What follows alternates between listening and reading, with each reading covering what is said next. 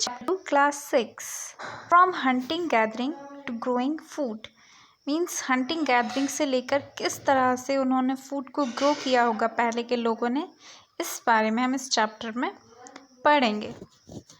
तो हंटिंग से मेरे माइंड में ये चीज़ आई कि शायद वो एनिमल्स की हंटिंग करते होंगे और किस चीज़ की करते होंगे उस टाइम पे और क्या रहता होगा, है ना। उसके बाद इसमें चैप्टर में एक तुषार नाम का लड़का है जो ट्रेन से ट्रैवल कर रहा है। तभी उसके चाचा जी ने उससे क्वेश्चन किया कि पहले के लोग किस तरह से ट्रैवल करते होंगे। तुषार, क्या तुम बता सकते हो? आप लोग बता सकते हैं मुझे? तो पहले के लोग ट्रैवल करते होंगे जहाँ तक है बाय वॉक या फिर बोट से या एनिमल्स के थ्रू भी वो ट्रैवल करते होंगे। तो जब उन्होंने इस तरह से ट्रैवलिंग और एक जगह से दूसरी जगह जाने का डिसीज़न लिया होगा कुछ कारणों से, तो उनके कुछ फुट स्टेप्स जो होंगे वो पीछे छूटते गए होंगे। आपने देखा है ना, जब कोई क्राइम होता है तो किस तरह से पुलिस सारा इन्वेस्टिगेशन करके और बहुत सारी क्लूज़ इकट्ठे कर लेते हैं। शायद उसी तरह से हमारे आर्कियोलॉजिस्ट भी कई चीज़ें इन्हीं सब के थ्रू पता करते हैं कि पहले के लोग क्या करते थे, कैसे रहते थे, क्योंकि वो कुछ ना कुछ अपने पीछे छोड़ के हमारी नॉलेज के लिए, हमारी जानकारी के लिए गए हैं। अब ये आप देख रहे हैं, ये है भीमबेटका। भीमबेटका के बारे में मैं आपको पहले भी बता चुकी हूँ। ये भोपाल से कुछ दूरी पर ही है। यहाँ पर क्या पाया गया ये आप देख रहे हैं। इसमें ये रॉक्स हैं, काफ़ी सारे पत्थर हैं और यहाँ पर लोगों के शेल्टर हुआ करते थे। और यहाँ पर इस तरह की कुछ ड्राइंग्स भी मिली। देखो, कोई इंसान ना शायद किसी जानवर को पकड़ रहा है, इस तरह से डिस्क्राइब किया गया है पेंटिंग के थ्रू, जिससे हम ये सब जानकारी लगा पाएँ कि हाँ, वो जो हंटिंग करते होंगे वो एनिमल्स की करते होंगे। ये आप चाहें तो वहाँ पर घूमने भी जा सकते हैं, बहुत अच्छी जगह है। और ये हमारे एकदम जो मैप है हमारा, उसके एकदम बीचों बीच यहाँ पर ये आप देख सकते हैं भीमबेटका। उसके बाद आप ये देख रहे हैं कुरनूल कैप्स। कुरनूल कैप्स है आंध्र प्रदेश में, जहाँ पर सबसे पहले जो फायर, मतलब किस तरह से फायर थी पहले या नहीं थी, उसके कुछ क्लूज़ मिले। तो कुरनूल जो कैप्स हैं, इस तरह की कैप्स हैं वो आपकी, ये देख रहे हैं आप अगर यहाँ पर कभी घूमने जाएं तो मुझे ज़रूर बताइएगा कमेंट बॉक्स में कमेंट करके। और मैं तो बिल्कुल कोशिश करूँगी। बहुत अच्छी सी प्लेस दिख रही है और यहाँ पर ये कुछ लोग दिख भी रहे हैं। ये देखिए, इस तरह की ये कैप्स हैं।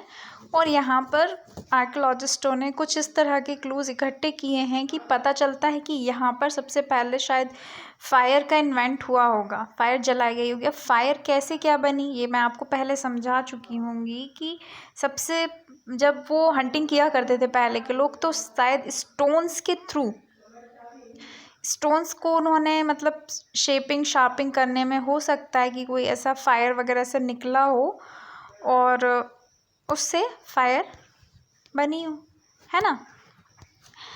अब स्टोन एज भी मैं आपको पहले समझा चुकी हूँ। स्टोन एज में आपकी पैलोलिथिक, जिसमें कि बड़े बड़े स्टोन्स हुआ करते थे। उसके बाद मेसोलिथिक, इनको थोड़ा सा शेपिंग शार्पिंग कर दिया गया था। उसके बाद माइक्रोलिथ्स। माइक्रो नेम से ही मतलब बिल्कुल कि इस तरह से वो या तो बोन रहती होगी या फिर कोई वुड रहती होगी, उसकी टिप के लिए स्टोन का यूज़ करते थे, टिप के लिए, है ना। तो पहले सबसे पहले बड़े आकार में, फिर उससे थोड़ा छोटा और फिर एकदम छोटा उसको कर दिया गया। इस तरह से स्टोन की एज डिवाइड है और मैंने इसको एक वीडियो में, जो आपका पहले चैप्टर 2 था उसके वीडियो में समझाया भी है। उसके बाद हम देखेंगे कि पहले के जो लोग थे वो और क्या क्या करते थे। पहले के जो लोग थे फार्मिंग वगैरह भी करते थे। मीन्स वो फूड एक जगह रहते थे, वहाँ पर काफ़ी सारी चीज़ों को यूज़ करते थे और फिर जब उन्हें लगता था कि अब यहाँ से दूसरी जगह जाना चाहिए, या मान लीजिए कि वो किसी नदी के किनारे रह रहे हैं, अब वो कुछ कारणों से वो नदी मान लीजिए थोड़ा सूखने लगी है या बारिश नहीं हो रही है, तो ऑब्वियस सी बात है कि फिर उनको कहीं और जाना ही पड़ता होगा। ये एक और डायग्राम आप देखिए, ये आर्कियोलॉजिस्ट ने ये 2 टीथ इनको मिले थे। ये जो टीथ हैं ये वाइल्ड पिग के हैं।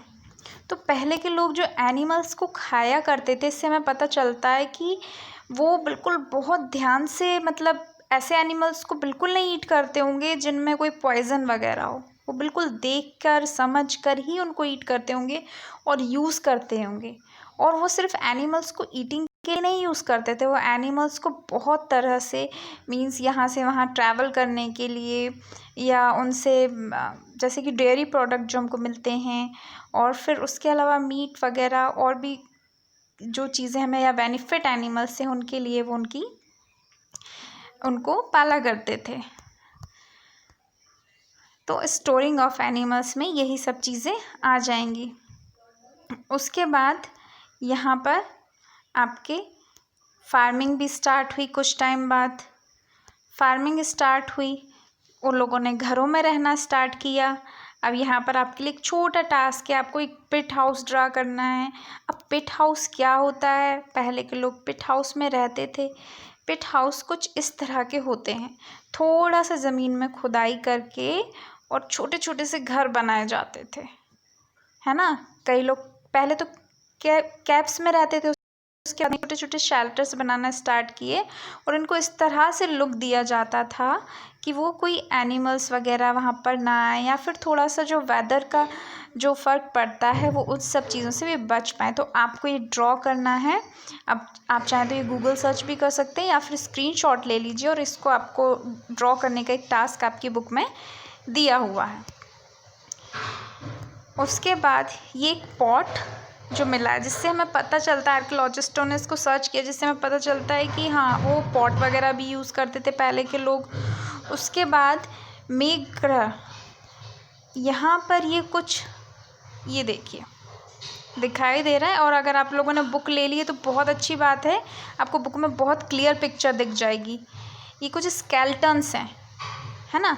मतलब देखो, जो बॉडी रहती है इंसान की, स्केल्टन के ऊपर जो स्किन रहती है या जो भी फ्लैश वगैरह रहता है वो तो इंसेक्ट खा जाते हैं, लेकिन स्केल्टन जो रहता है या बोन्स रहती हैं वो वहाँ पर अभी भी हैं, जिससे हमें पहले की चीज़ों के बारे में पता चलता है। मैंने आपको बताया था ना डायनासोर के बारे में, आर्कियोलॉजिस्ट ने उसके स्केल्टन के थ्रू ही पता किया कि वो कितना पुराना है, कैसा क्या है। तो ये कुछ गॉट वगैरह के स्केल्टन है, जिससे पता चलता है कि हाँ वो उन लोगों का भी यूज़ अब जिस चीज़ के लिए भी करते हो, शायद फ्लैश के लिए यूज़ करते हो, खाने के लिए यूज़ करते हो, या उनकी जो स्किन रहती होगी उसको अपने आप को कवर करने के लिए या अपने आप को गर्माहट देने के लिए यूज़ भी करते होंगे।